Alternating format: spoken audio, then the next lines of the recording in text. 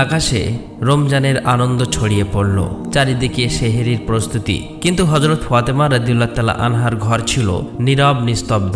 হযরত ফাতেমা রাদিয়াল্লাহু তাআলা আনহা সারা রাত ইবাদত করার পর রোজা রাখবেন, তাই সেহরি খাবার জন্য এগিয়ে গেলেন। কিন্তু দেখলেন ঘরে এক ফোঁটা পানি ছাড়া আর কোনো খাবার নেই। তিনি একটু পানি পান করলেন এবং আল্লাহর কাছে দোয়া করে বললেন, হে আল্লাহ, তোমার সন্তুষ্টির জন্যই আমি এই রোজা রাখছি। তুমি যদি আমাদেরকে অভাব দাও সেটাও তোমার রহমত। এই দোয়া শেষ হওয়ার সাথে সাথেই মসজিদে নববী থেকে ফরজের সুমধুর আজানের সুর ভেসে আসছে, যেন সমগ্র মদিনাকে ইবাদতের জন্য জাগিয়ে তুলছে। ফজরের নামাজ শেষ হয়েছে। মদিনার আকাশে তখন সূর্য উকি দিচ্ছে। কিছু সাহাবী মসজিদে নববী থেকে বার হচ্ছেন, আর কিছু ব্যবসায়ী বার হয়েছে জীবিকা নির্বাহের জন্য। অতঃপর হযরত আলী রাদিয়াল্লাহু তাআলা আনহু কাজের সন্ধানে বার হলেন। এদিকে সকাল যত এগিয়ে যাচ্ছে ক্ষুধার জ্বালা তত প্রবল হচ্ছে। হযরত ফাতেমা রাদিয়াল্লাহু তাআলা আনহা নিজে তো পানি ছাড়া কিছুই খায়নি, তবুও ঘরের কোণে বসে আল্লাহর ইবাদত করছে। এমন সময় ছোট্ট হাসান হুসাইন রাদিয়াল্লাহু তাআলা আনহু ধীরে ধীরে মা ফাতেমার কাছে আসলো এবং কোমল কণ্ঠে বলল, আম্মাজান, আমাদের প্রচণ্ড ক্ষুধা লাগছে, আমাদের কিছু খেতে দিন, ক্ষুধার জ্বালা আর সহ্য করতে পারছি না। এই কথা শুনে হযরত ফাতেমা রাদিয়াল্লাহু তাআলা আনহার চোখের কোণায় পানি চলে আসলো। হৃদয়টা যেন হাহাকার হয়ে উঠল। তিনি কিছুই বলতে পারছে না, তবুও হাসি মুখে তাদের বললেন, বাবা, এই জীবন তো পরীক্ষা মাত্র। বাবা, একটু অপেক্ষা করো, ইনশাল্লাহ তোমার আব্বাজান কিছু খাবার নিয়ে আসবেন। এটা শুনে শিশু হাসান এবং হুসাইন রাদিয়াল্লাহু তাআলা আনহু আনন্দিত হয়ে সেখান থেকে চলে গেলেন। কিন্তু তিনি নিজেও ইফতারের অপেক্ষায় আছে। তার নিজের প্রচণ্ড ক্ষুধা লাগছে, মাথাটা হালকা ঝিমঝিম করছে। তখন তিনি আল্লাহর কাছে দোয়া করে বললেন, হে আল্লাহ, তুমি আমাদের রিজিক দাতা। আল্লাহ গো, তুমি আমাদের রিজিক দাও। তুমি আমাদের সন্তানদের কষ্ট সহ্য করার শক্তি দাও। তুমি আমাদের ঈমান দৃঢ় রাখো। এই কঠিন পরীক্ষার মাঝেও তার হৃদয়ে কোনো বিদ্রোহ নেই, কোনো হতাশ নেই, আছে শুধু ধৈর্য আর তাওয়াক্কুল। এদিকে হযরত আলী রাদিয়াল্লাহু তাআলা আনহু তখন কাজের সন্ধান পেলেন না। সূর্য ধীরে ধীরে মধ্য আকাশে উঠে এসেছে। উত্তপ্ত রোদ ও গরমের তীব্রতা মদিনার মাটিকে ঝলসে দিচ্ছে। কিন্তু বাড়ির কথা ভাবতেই হযরত আলী রাদিয়াল্লাহু তাআলা আনহুর চোখে পানি চলে আসলো। অবশেষে হযরত আলী রাদিয়াল্লাহু তাআলা আনহু এক সাহাবীর বাড়িতে গেলেন এবং সালাম দিয়ে বললেন, ভাই, আমাদের বাড়ি কোনো খাবার নেই, কোনো কাজের সন্ধান দিতে পারবেন? তখন সাহাবী বলল, ইয়া আলী, আল্লাহর কসম, আমি যদি কিছু পেতাম তাহলে নিশ্চয়ই তোমার জন্য রাখতাম। কিন্তু আমার ঘরেও কয়েকদিন চুলায় আগুন জ্বলেনি, আমিও না খেয়ে আছি। এই কথা শুনে হযরত আলী রাদিয়াল্লাহু তাআলা আনহু স্তব্ধ হয়ে গেল। তখন তিনি সান্ত্বনা দিয়ে বললেন, নিশ্চয়ই আল্লাহ তাআলা কোনো না কোনো ব্যবস্থা করবেন। অতঃপর হযরত আলী রাদিয়াল্লাহু তাআলা আনহু আবারও কাজের সন্ধানে বার হলেন। কিছু দূর যাবার পর মনে মনে ভাবল, শহরের শেষ প্রান্তে একজন ধনী ব্যবসায়ী বাস করে, তার কাছে গেলে কেমন হয়, হয়তোবা কোনো কাজের ব্যবস্থা হতে পারে। এই চিন্তা করে সেই ধনী ব্যবসায়ীর বাড়ির দিকে যেতে লাগলেন। এদিকে হযরত ফাতেমা রাদিয়াল্লাহু তাআলা আনহা দরজায় দাঁড়িয়ে হযরত আলী রাদিয়াল্লাহু তাআলা আনহুর বাড়ি ফেরার অপেক্ষায় করুণ নয়নে চেয়ে আছে। ঠিক তখনই শিশু হাসান ও হুসাইন রাদিয়াল্লাহু তাআলা আনহু ক্ষুধার জ্বালা সহ্য করতে না পেরে তার কাছে এসে কোমল কণ্ঠে ফিসফিস করে বলল, আম্মাজান, আব্বাজান কখন বাড়ি আসবে? এই কথা শুনে হযরত ফাতেমা রাদিয়াল্লাহু তাআলা আনহার বুক ফেটে যেতে লাগলো, চোখের কোণে অশ্রু চিকচিক করতে লাগলো। তবুও তিনি তাদের সান্ত্বনা দিয়ে বললেন, বাবা, একটু ধৈর্য ধরো, নিশ্চয়ই আল্লাহ আমাদের সাহায্য করবেন। অতঃপর হযরত আলী রাদিয়াল্লাহু তাআলা আনহু সেই ধনী ব্যবসায়ীর বাড়ি গিয়ে সালাম দিয়ে বললেন, ভাই, আপনার কাছে কোনো কাজ আছে? আমি কাজ করতে চাই। এই ধনী ব্যবসায়ী কিছুক্ষণ চুপ থাকার পর বললেন, হ্যাঁ, আমার খেজুর বাগানে কিছু কাজ আছে, তুমি সেখানে কয়েক ঘন্টা কাজ করতে পারো। কিন্তু আমার একটা শর্ত আছে, কাজের মূল্য হিসেবে আমি কোনো টাকা পয়সা দিতে পারবো না, আমি তোমাকে কয়েকটি খেজুর দিতে পারি। তখন হযরত আলী রাদিয়াল্লাহু তাআলা আনহু নিজের পরিবারের কথা চিন্তা করতেই হৃদয়টা কেঁপে উঠল, চোখে যেন জল চলে এলো। তিনি সঙ্গে সঙ্গে এই কাজ করার জন্য রাজি হয়ে গেল। অতঃপর হযরত আলী রাদিয়াল্লাহু তাআলা আনহু খেজুর বাগানে কাজ করতে লাগলো। খেজুর বাগানের মালিকের নির্দেশ অনুযায়ী সমস্ত কাজ একাই শেষ করলেন। এভাবে কয়েক ঘন্টা অক্লান্ত পরিশ্রম করার পর হযরত আলী রাদিয়াল্লাহু তাআলা আনহু ওই ধনী ব্যবসায়ীর কাছে এসে বললেন, আপনার নির্দেশ অনুযায়ী আমি সমস্ত কাজ শেষ করেছি, এবার আমার মূল্য পরিশোধ করুন। তখন ওই ধনী ব্যবসায়ী কতগুলো খেজুর হজরত আলী রাদিয়াল্লাহু তাআলা আনহার হাতে দিলেন। খেজুর পেয়ে হজরত আলী রাদিয়াল্লাহু তাআলা আনহু খুবই খুশি হলেন এবং সাথে সাথেই আল্লাহর কাছে দোয়া করলেন, হে আল্লাহ, তুমি আমার রিজিক দাতা, তুমি যদি পরীক্ষা নিতে চাও আমরা ধৈর্য ধরব, কিন্তু আমাদের ঈমানকে মজবুত রেখো। এই কথা বলার পর অতি দ্রুত বাড়ির দিকে রওনা দিলেন। অতঃপর হজরত আলী রাদিয়াল্লাহু তাআলা আনহু যখন প্রায় বাড়ির কাছাকাছি চলে আসলো, তখন মদিনার আকাশ গাঢ় লালচে রং ধারণ করেছে। সূর্য পশ্চিম দিগন্তে হেলে পড়ছে, চারিদিকে ইফতারের প্রস্তুতি। ঠিক তখনই হজরত আলী রাদিয়াল্লাহু তাআলা আনহু ক্লান্ত শরীরে বাড়িতে প্রবেশ করলেন, আর সাথে সাথেই দূর থেকে মসজিদের নববীর সুমধুর আজানের ধ্বনি ভেসে আসতে লাগলো। কয়েকটি খেজুর ও পানি ছাড়া তাদের ঘরে ইফতারের জন্য আর কিছুই নেই, তবুও সেই ঘর যেন আল্লাহর রহমতে ভরে গেল। সবাই ইফতারের জন্য একসাথে বসলো। হজরত হাসান ও হোসাইন রাদিয়াল্লাহু তাআলা আনহুর 2টি করে খেজুর দিল। হজরত আলী রাদিয়াল্লাহু তাআলা আনহু 2টি খেজুর এবং হজরত ফাতেমা রাদিয়াল্লাহু তাআলা আনহা 2টি খেজুর নিল। ইফতার করবেন ঠিক এমন সময় একজন ভিক্ষুক বাইরে দাঁড়িয়ে আওয়াজ করে বলতে লাগলো, মা, সারাদিন কিছুই খাইনি, ক্ষুধার যন্ত্রণা আর সহ্য করতে পারছি না, দয়া করে আমাকে কিছু খাবার দিন। হজরত ফাতেমা রাদিয়াল্লাহু তাআলা আনহার হৃদয় ছিল কোমল, অন্তর ছিল দয়ার, তাই তিনি নিজের কথা না ভেবেই বললেন, হে আমার প্রাণের স্বামী, ইফতারের খাবারটুকুই ভিক্ষুককে দিন। হজরত আলী রাদিয়াল্লাহু তাআলা আনহা বললেন, হে ফাতেমা, তুমি কি খেয়ে ইফতার করবে? তখন ফাতেমা রাদিয়াল্লাহু তাআলা আনহা বললেন, আমি শুধুমাত্র পানি পান করেই ইফতার করব। হজরত আলী রাদিয়াল্লাহু তাআলা আনহু অবাক হলেন, আর কিছুই বললেন না। সেই খাবারটুকু ভিক্ষুককে দিয়ে দিলেন এবং তিনি দোয়া করলেন, হে আল্লাহ, হে আমার রব, আমাদের এই ত্যাগ তুমি কবুল করে নিও। পরের দিন রোজা রাখার জন্য হজরত ফাতেমা রাদিয়াল্লাহু তাআলা আনহা শুধু পানি পান করলেন। অতঃপর পরের দিন সকালবেলা হজরত আলী রাদিয়াল্লাহু তাআলা আনহু ইফতারের জন্য কিছু আটা সংগ্রহ করে বাড়ি আনলেন। তখন হজরত ফাতেমা রাদিয়াল্লাহু তাআলা আনহা সেই আটা দিয়ে কয়েকটি রুটি বানালেন। এভাবেই সারাদিন যখন অতিক্রম হয়ে ইফতারের সময় চলে আসলো, তখন চারিদিকে ইফতারের প্রস্তুতি, খুশির আমেজ। কিন্তু হজরত ফাতেমা রাদিয়াল্লাহু তাআলা আনহার ঘর নীরব নিস্তব্ধ। তিনিও রোজা রেখেছিলেন, কিন্তু সামান্য কয়েকটা রুটি আর পানি ছাড়া ঘরে আর কিছুই নেই। কষ্ট, অভাব, তবুও ধৈর্যর এক অপূর্ব সৌন্দর্য ফুটে উঠেছিল সে ঘরে। ছোট্ট হাসান ও হোসাইন রাদিয়াল্লাহু তাআলা আনহু, হজরত আলী রাদিয়াল্লাহু তাআলা আনহু সবাই বাড়িতে ফিরে আসতে লাগলেন। ইফতারের সময় হয়ে গেছে, সবাই একসাথে বসে ইফতার করবে। সবাইকে মাত্র 2টি করে রুটি দিলেন। খেতে যাবে এমন সময় আবারও বাইরের থেকে এক করুণ কণ্ঠ ভেসে আসলো, ইয়া আহলুল বায়ত, আমি 3 দিন ধরে অভুক্ত। আমি শুনেছি তোমরা আল্লাহর পথে দানশীল, যদি কিছু খাবার থাকে আমাকে দেবে, ক্ষুধার যন্ত্রণা সহ্য করতে পারছি না। হজরত ফাতেমা রাদিয়াল্লাহু তাআলা আনহা ছিলেন অত্যন্ত দানশীল, তাই তিনি হজরত আলী রাদিয়াল্লাহু তাআলা আনহুকে বললেন, হে আমার প্রিয় স্বামী, এই ভিক্ষুককে রুটিগুলো দান করে আসুন। তিনি বললেন, হে ফাতেমা, তুমি খাবে না? হজরত ফাতেমা রাদিয়াল্লাহু তাআলা আনহা বললেন, আমার যদি ক্ষুধা লাগে তবে সেও তো ক্ষুধার কষ্টে কাতরাচ্ছে। আমরা তো দুনিয়ার সুখের জন্য সৃষ্টি হয়নি, আমাদের তো আল্লাহর সন্তুষ্টি অর্জন করাই একমাত্র উদ্দেশ্য।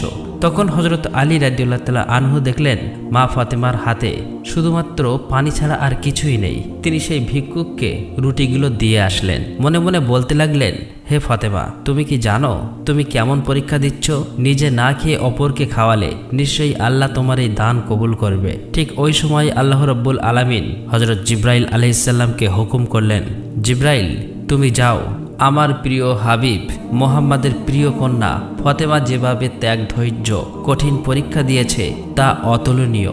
নিজে না খেয়ে অপরকে খাবার দিয়েছে, তার ঘরে এখন খাবার নেই, তুমি জান্নাত থেকে তাদের জন্য খাবার নিয়ে যাও। এই হুকুম পাওয়া মাত্রই হজরত জিব্রাইল আলাইহিস সালাম জান্নাত থেকে সুগন্ধি রুটি, খেজুর, মধু নিয়ে হজরত আলী রাদিয়াল্লাহু তাআলা আনহুর বাড়ির দরজার সামনে মানুষ রূপে হাজির হলেন। তখন হজরত ফাতেমা রাদিয়াল্লাহু তাআলা আনহু শুধুমাত্র পানি পান করে আবার আল্লাহর ইবাদতে মগ্ন ছিলেন। ঘরের বাইরে থেকে আবার এক আওয়াজ ভেসে আসলো, হে আহলুল বায়ত। এই কণ্ঠ শুনে হজরত আলী চমকে উঠলেন। তখন হজরত আলী রাদিয়াল্লাহু তাআলা আনহু ঘরের বাইরে বার হয়ে দেখলেন একজন সুপুরুষ হাতে একটি পাত্র নিয়ে দাঁড়িয়ে আছে। তিনি জিজ্ঞেস করলেন, আপনি কে? অপর দিক থেকে উত্তর এলো, আমি আল্লাহর পক্ষ থেকে প্রেরিত একজন দাস। তোমরা যেভাবে তোমাদের ক্ষুধা সহ্য করে অন্যের মুখে খাবার তুলে দিয়েছ, আল্লাহ তোমাদের জন্য জান্নাতের রিজিক পাঠিয়েছেন। এই কথা শোনা মাত্রই হযরত আলী রাদিয়াল্লাহু তাআলা আনহুর অন্তর কেঁপে উঠল, তার চোখে জল ভরে গেল। অতঃপর জিবরাইল আলাইহিস সালাম খাবারগুলি দিয়ে সেখান থেকে বিদায় নিলেন। তখন হযরত আলী রাদিয়াল্লাহু তাআলা আনহু খাবারগুলি নিয়ে ঘরে প্রবেশ করলেন এবং বললেন, হে ফাতিমা, দেখো দেখো দেখো, আমাদের রব কত মহান, আমাদের জন্য জান্নাত থেকে রিজিক পাঠিয়েছেন। এই কথা শুনে হযরত ফাতিমা রাদিয়াল্লাহু তাআলা আনহা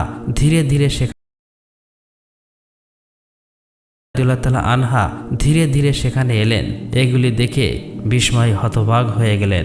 এক মধুময় নয়নে ওই পাত্রের দিকে তাকিয়ে রইল আর মনে মনে ভাবতে লাগলেন, হে আল্লাহ, তুমি কতই না মহান। তিনি বুঝতে পারলেন এটি কোনো সাধারণ খাবার নয়। এত সুগন্ধি রুটি, মধু, খেজুর, এ তো জান্নাতের খাবার। এদিকে শিশু হাসান এবং হোসাইন রাদিয়াল্লাহু তাআলা আনহু সেখানে এসে বললেন, আম্মাজান, এই খাবারগুলো কাদের এবং কোথা থেকে এসেছে? তখন হযরত ফাতেমা রাদিয়াল্লাহু তাআলা আনহা তাদেরকে বললেন, বাবা, খাবারগুলো আমাদের মহান আল্লাহ রাব্বুল আলামিন আমাদের জন্য জান্নাত থেকে খাবার পাঠিয়েছেন। হযরত হাসান এবং হোসাইন রাদিয়াল্লাহু তাআলা আনহু বললেন, আম্মাজান, এটা কি সত্যি? তিনি বললেন, বাবা, এটা সত্যি, এটি আল্লাহর রহমত। সেই সময় হযরত ফাতেমা রাদিয়াল্লাহু তাআলা আনহার চোখে জল টলমল করছিল।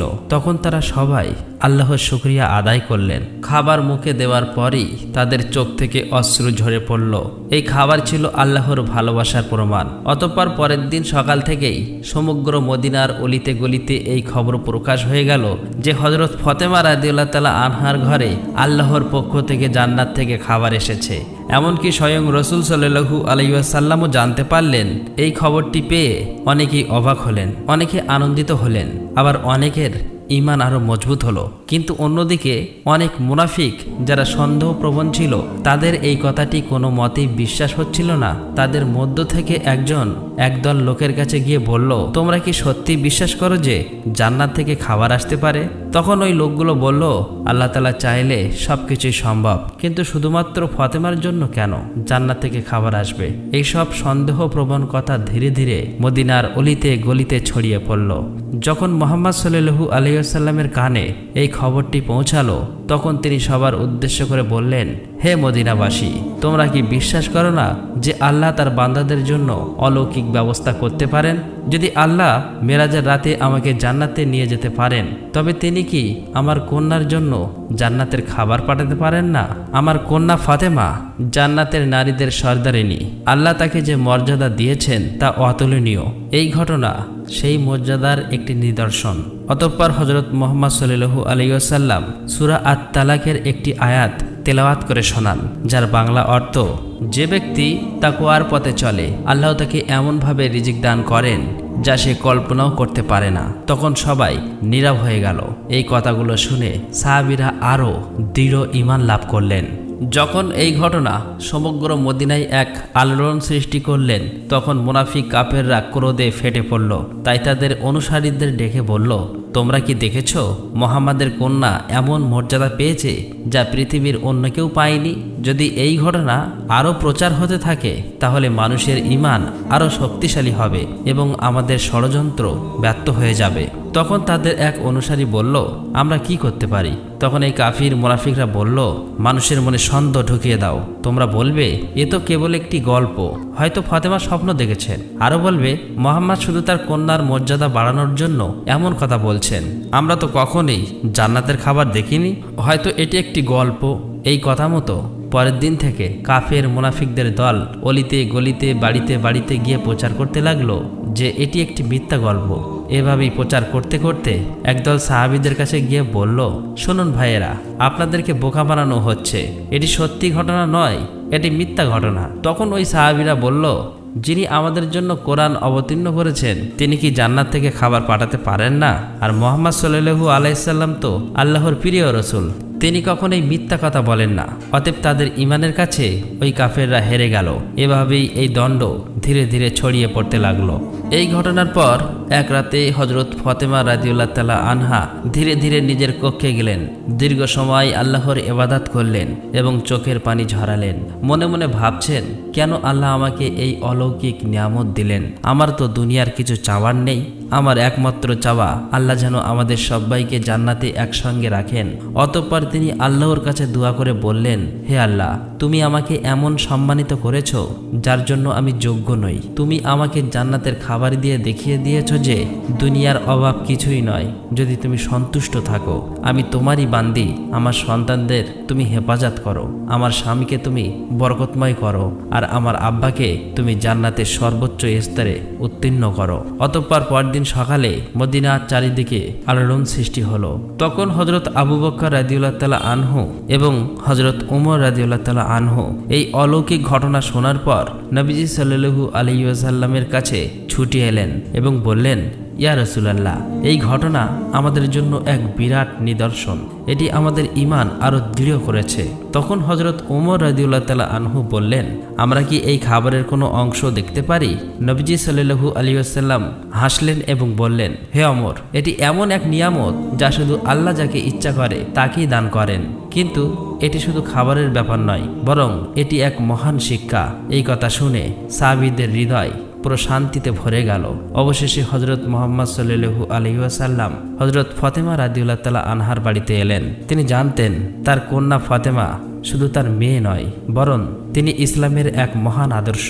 রাসূল সাল্লাল্লাহু আলাইহি ওয়াসাল্লাম মৃদু হেসে বললেন, হে আমার কলিজার টুকরো ফাতেমা, তুমি জান্নাতের নারীদের নেত্রী, আর এই খাবার তোমার মর্যাদাই প্রমাণ। তখন হযরত ফাতেমা রাদিয়াল্লাহু তাআলা আনহা বিনয়ের সাথে মাথা নিচু করলেন এবং বললেন, ইয়া রাসূলুল্লাহ, আমি তো শুধুই একজন দুর্বল বান্দা। এই সম্মান একমাত্র আল্লাহর রহমতে। নবীজি সাল্লাল্লাহু আলাইহি ওয়াসাল্লাম সন্তুষ্টিতে বললেন, হ্যাঁ, কিন্তু আল্লাহ তার প্রিয় বান্দাদেরই এই রহমত দেন। তুমি ধৈর্য ধরেছ, তুমি তাকওয়ার পথ অবলম্বন করেছ, আর তাই তিনি তোমাকে জান্নাতের খাবার দ্বারা সম্মানিত করেছেন। এই মুহূর্তটি ছিল এক অপার্থিব প্রশান্তির মুহূর্ত। হযরত মুহাম্মদ সাল্লাল্লাহু আলাইহি ওয়াসাল্লাম হযরত আলী রাদিয়াল্লাহু তাআলা আনহু, হযরত ফাতেমা রাদিয়াল্লাহু তাআলা আনহা ও হাসান হুসাইনের দিকে তাকিয়ে বললেন, আমি কসম করে বলতে পারি, তোমার অন্তরে যে পরিপূর্ণ ঈমান আছে তা আমাদের সকলের জন্য একটি আদর্শ। হযরত ফাতেমা রাদিয়াল্লাহু তাআলা আনহা চোখের পানি মুছে মৃদু হেসে বললেন, আমরা সবাই একদিন জান্নাতে এই খাবারের স্বাদ উপভোগ করব ইনশাআল্লাহ। তখন মুহাম্মদ সাল্লাল্লাহু আলাইহি ওয়াসাল্লাম হাত তুলে দোয়া করলেন, হে আল্লাহ, তুমি আমার ফাতেমাকে, আমার আলীকে, আমার হাসান ও হোসেনকে এবং আমার উম্মহকে জান্নাতের সেরা নিয়ামত দান করো। অতঃপর হযরত মুহাম্মদ সাল্লাল্লাহু আলাইহি ওয়াসাল্লাম সেখান থেকে চলে আসলেন। সেই সময় বনি সালিম গোত্রের এক লোক প্রিয় নবীজির মহাশত্রু ছিল। সে একাই নবীজি সাল্লাল্লাহু আলাইহি ওয়াসাল্লামের বাড়ির কাছে এসে বললেন, হে মোহাম্মদ, তুমি বাইরে এসো, তোমার গলা না কাটা পর্যন্ত আমার হাত স্থির হবে না। এমনই অমানবিক কথাবার্তা বলতে লাগলো। তখন হযরত ওমর ফারুক রাদিয়াল্লাহু তাআলা আনহু ও বেশ কয়েকজন সাহাবী লোকটার এরূপ আচরণ দেখে খুবই রেগে গেলেন এবং বললেন, ইয়া রাসূলুল্লাহ, আপনি অনুমতি দিলে এই শয়তানকে তলোয়ার দিয়ে দ্বিখণ্ডিত করে দেই। তখন নবী করিম সাল্লাল্লাহু আলাইহি ওয়াসাল্লাম ঘরের বাইরে এসে সাহাবীদেরকে বললেন, সাবধান, তোমরা ওকে কিছুই বলবে না, কেননা ও তো এটাই জানে না যে আল্লাহকে, তার নবীকে এবং ইসলাম কি। যখন এগুলো বুঝতে পারবে তখন আর এই রূপ কথা মুখে উচ্চারণ করবে না। অতঃপর রাসূল সাল্লাল্লাহু আলাইহি ওয়াসাল্লাম ধীরে ধীরে লোকটির কাছে এসে অতি নম্র ভাষায় মিষ্টি সুরে বললেন, তুমি আমার উপর এমন রাগান্বিত হলে কেন? এই আসমান, জমিন, মানুষ, বিশ্ব জগতের একমাত্র সৃষ্টিকর্তা যিনি, আমি তো শুধু তার কথাই বলি। আমি শুধু তার উপর ঈমান আনার জন্যই সবাইকে ডাকি।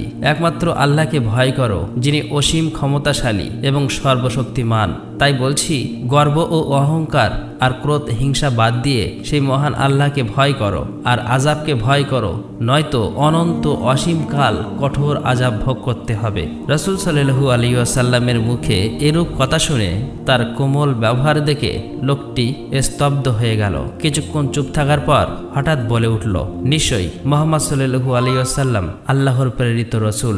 আমি আপনার কথায় বিশ্বাস স্থাপন করে এক আল্লাহর উপর ঈমান আনলাম।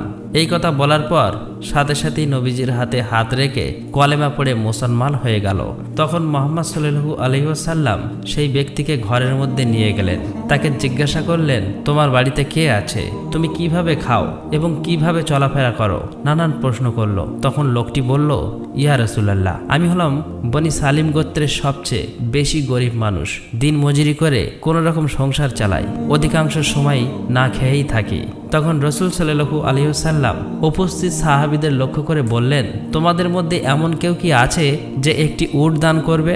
সঙ্গে সঙ্গে হযরত আব্দুল্লাহ ইবনে আব্বাস রাদিয়াল্লাহু তাআলা আনহু বললেন, ইয়া রাসূলুল্লাহ, আমার মাত্র একটি উট আছে, আমি সেইটি দান করলাম। তারপর রাসূল সাল্লাল্লাহু আলাইহি ওয়াসাল্লাম আবার বললেন, তোমাদের মধ্যে এমন কেউ কি আছে যে একটি পাগড়ি দান করবেন? সাথে সাথেই হযরত আলী রাদিয়াল্লাহু তাআলা আনহু নিজের মাথার পাগড়িটা দান করলেন।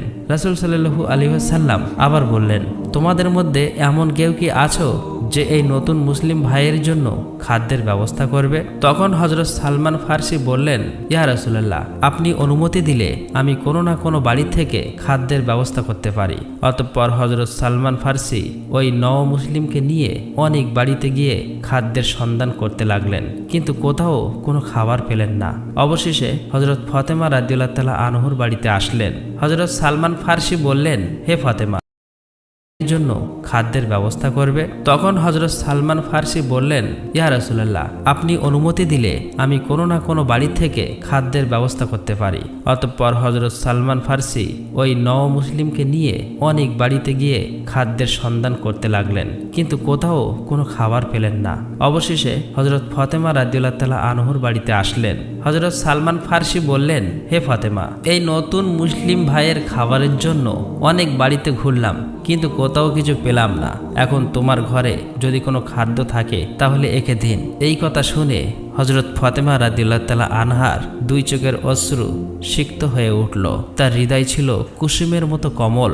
তিনি সালমান ফার্সিকে সম্বোধন করে বললেন, ভাই, আমার ঘরেও কোনো খাবার নেই। আমার পুত্র হাসান এবং হুসাইন ক্ষুধার জ্বালায় আর সহ্য করতে পারছে না। খাবার দেবার মতো আমার কাছে কিছুই নেই, তবে আমার কাছে বেশ দামি একখানা ওড়না আছে, আমি সেটা ব্যবহার করি না। আপনি সেই ওড়নাটা নিয়ে ইহুদিদের বাড়ি যান এবং সেখান থেকে এই ওড়নাটা বিক্রি করে তার মূল্য দিয়ে কিছু আটা কিনে আমার এই নও মুসলিম ভাইয়ের জন্য খাদ্যের ব্যবস্থা করুন। এই কথা শুনে তাদের চোখ জলে ভিজে গেল। হযরত ফাতেমা রাদিয়াল্লাহু তাআলা আনহার এমন ব্যবহার দেখে তারা অবাক হয়ে গেল। হযরত ফাতেমা রাদিয়াল্লাহু তাআলা আনহা দান, ত্যাগ ও ধৈর্যের যে জ্বলন্ত নমুনা পৃথিবীতে রেখে গিয়েছেন, তা চিরদিনই ইসলামের ইতিহাসে স্বর্ণাক্ষরে উজ্জ্বল হয়ে থাকবে। আমরা যদি সবাই সামর্থ্য অনুযায়ী অসহায় গরিব মিসকিনদের সাহায্য করতে পারি, তাহলে ধনী গরিব সকলেই সুখী জীবন যাপন করতে পারবো। প্রিয় দর্শক, আমরা সকলেই সেই দয়ালু, দানশীল, উত্তম চরিত্রের অধিকারী হযরত ফাতেমা রাদিয়াল্লাহু তাআলা আনহার মতো ও রাসূল সাল্লাল্লাহু আলাইহি ওয়াসাল্লামের মতো উত্তম চরিত্র ও দানশীল হতে পারি। আল্লাহ রাব্বুল আলামিন আমাদের সকলকে সেই তৌফিক দান করুক। আমিন।